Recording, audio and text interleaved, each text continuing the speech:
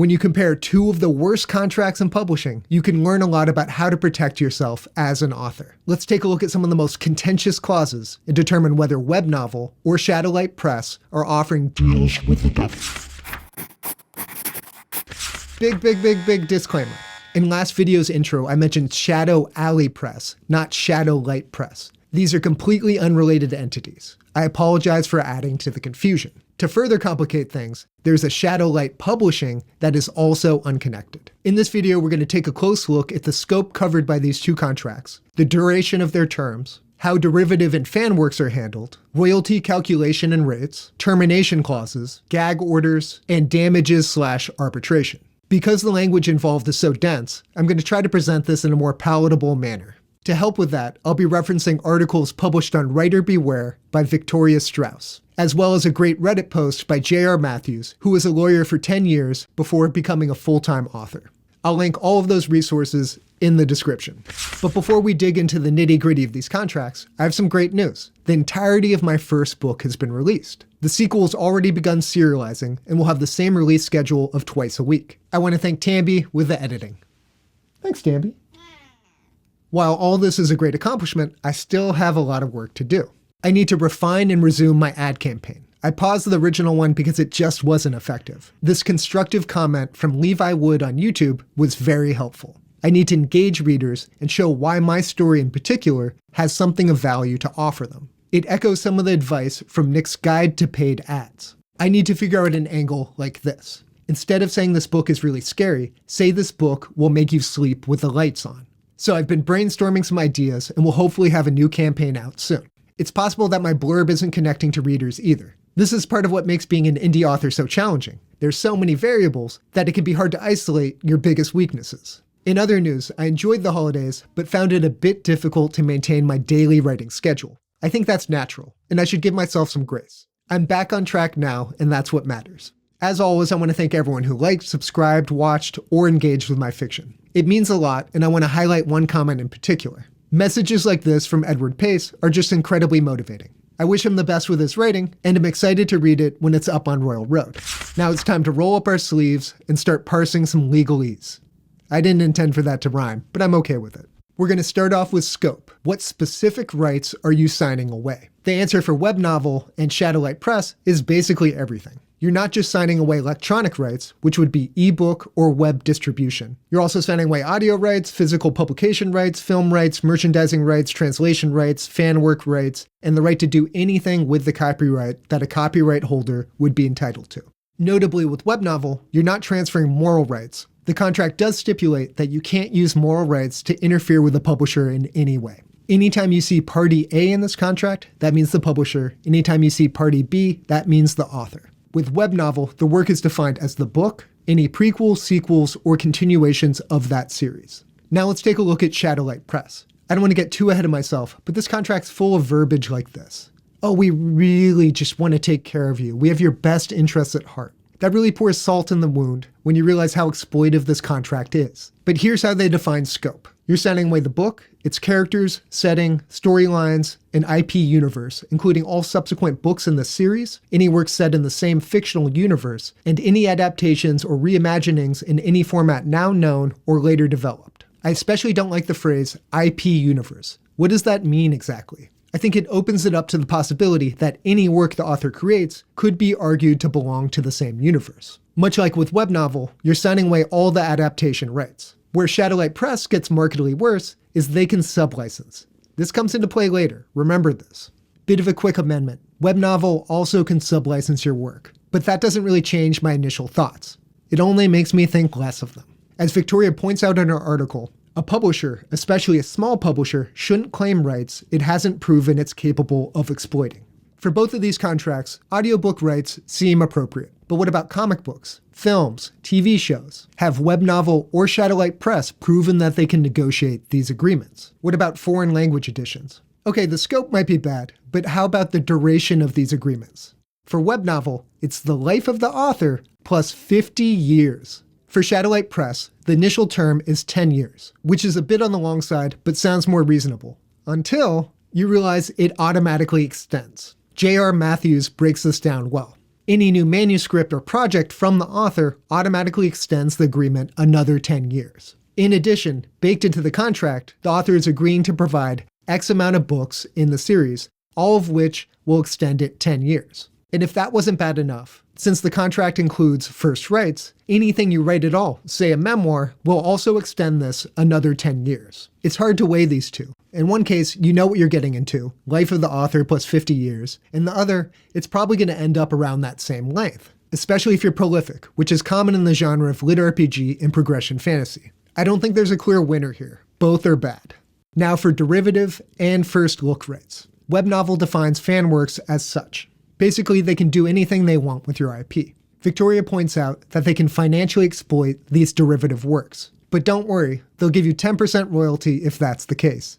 Thanks. Shadowlight Press has a derivative clause that's a bit wackier. J.R. Matthews breaks it down in detail. Basically, if the author doesn't want to continue the series, Shadowlight Press can ghostwrite it for you and don't have to disclose that that's the case. If you read between the lines, this gives the publisher the power to say, hey, we want a prequel.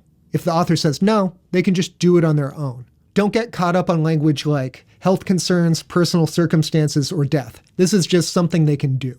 And to make things more insulting, they have this language about how, oh, it's so tough when an author won't finish a fantasy series. Don't you hate that? Notably, the author can't stop this process, but they can delay it. Great. And they'll graciously give you 15 to 25% of the profits for this derivative work. Now that we've talked about derivative works, how about right of priority or first look rights? WebNovel gets first rights to anything you create within a year of signing their agreement. Basically, if another entity offers a deal, they're allowed to match it. If you don't write a new work within that year, they're entitled to the first new work you do create. If you properly notify them, they have 30 days to exploit that right. For Shadowlight Press, you need to give them first rights on anything you create during the agreement, which, as we covered before, can extend well beyond the initial 10 years. Once again, after notification, there's a 30-day period of good faith negotiations that have to occur. It's hard to weigh these two. With WebNovel, you have a shorter first right period, but the derivative work clause is pretty bad. Being able to exploit your IP in any way imaginable for 10% royalty is not great. Shadowlight Press offers 15 to 25% of profits for derivative works, but did I mention that they can use AI to write them? Yikes. Notice how this AI compliance clause only talks about the author. In addition, their first right clause is terrible. All of these clauses wouldn't be so bad if you're getting some sweet, sweet royalty, right? About that. Victoria points out that WebNovel uses the term net revenue, which is good, when they mean net income, which is bad. Deducting vague expenses allows them to do Hollywood accounting. So a 50% royalty, which sounds pretty good, may not end up paying anything, even if your book finds success. In addition, they don't have to pay you anything unless that payment exceeds $200. Shadowlight Press runs where WebNovel walked. Their contract also uses the term net revenue when it means net income, but their eligible expenses are out of control. Basically, any and everything can be deducted from this profit.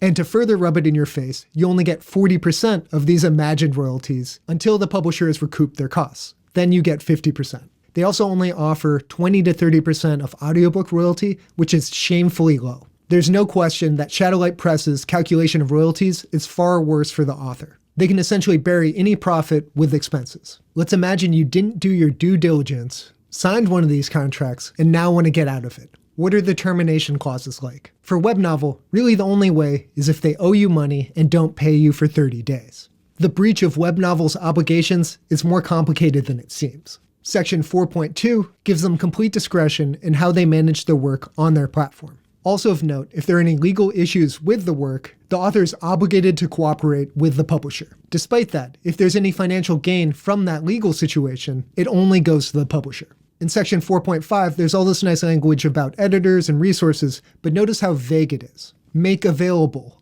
appropriate, guidance and assistance. In a legal context, you want everything to be concrete. Finally, there's a sneaky provision in 12.1 where basically they can bury your work on a different platform that they also own. They don't have to keep it up on WebNovel. So the obligation part of the termination clause is essentially meaningless. For Shadowlight Press, if either party thinks the other is in material breach of the contract, they must provide written notice and give 30 days to cure that breach. If that breach is not cured or contested within 60 days, then you go to arbitration. In section 5A3I, they basically spell out that nothing is a breach. Both of these termination clauses are terrible. There needs to be a realistic scenario where the author and publisher part ways. My last video covered some of the ways that you could tweak a contract to accommodate for that. Next up, we have gag orders and confidentiality clauses. WebNovel has 2 gag orders. Section 3.1.6, which prevents you from making inappropriate comments, and Section 3.3, which defines slander vaguely as negative comments. You're prevented from sharing your opinion on their platform, competitors' platforms, and any social media. Section 7 is about confidentiality and covers basically anything about this agreement.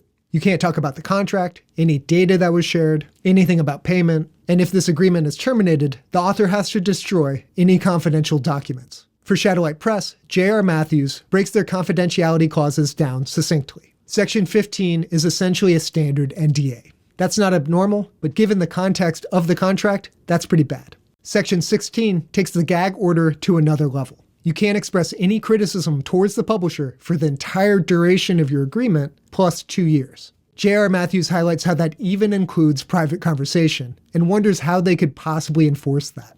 Whew, this has been a lot, but we're on to the last section, arbitration and damages. I should probably drop this cheery delivery because it's real bad news. If you breach WebNovel's gag order, you're liable for all direct and indirect losses, which would include compensation to a third party, travel expenses, litigation fees, and all other reasonable expenses. What does reasonable mean there? In addition, if the author's in breach, they have to pay back anything they were paid and cover any fees for the legal process. Speaking of which, these disputes must be handled through arbitration in Hong Kong. 3 arbiters must be appointed. They run about $835 per hour each. The registration fee for arbitration appears to be $1,285. Clearly, these costs can get out of hand quickly. And that's not taking into account that this is going to be an unfamiliar process for anyone who does not live in Hong Kong. Shadowlight Press also requires arbitration in the state of Arizona. If they are found to be in breach, all rights return to the author, except sublicensed rights. Remember Section 2A that granted them the right to sublicense at their sole discretion? Shadowlight Press remembers. That means prior to any binding arbitration, they can offload everything. And the best part is that they get to keep making money off of those sublicenses. If the author is found to be in breach, the publisher is entitled to triple damages. But don't worry, that's not a penalty. It's just a reasonable pre-estimate of the damages sustained. Poor publisher.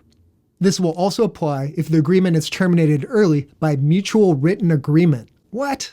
And the real cherry on top is that they then get 20% of all gross author revenue for 5 years. Unlike the net income bullshit in the royalty section, they're coming after all your money. You can't reduce it with expenses, even legitimate ones. There's a lot not to like about either of these contracts, but the damages portion of Shadowlight Press's contract really takes the cake.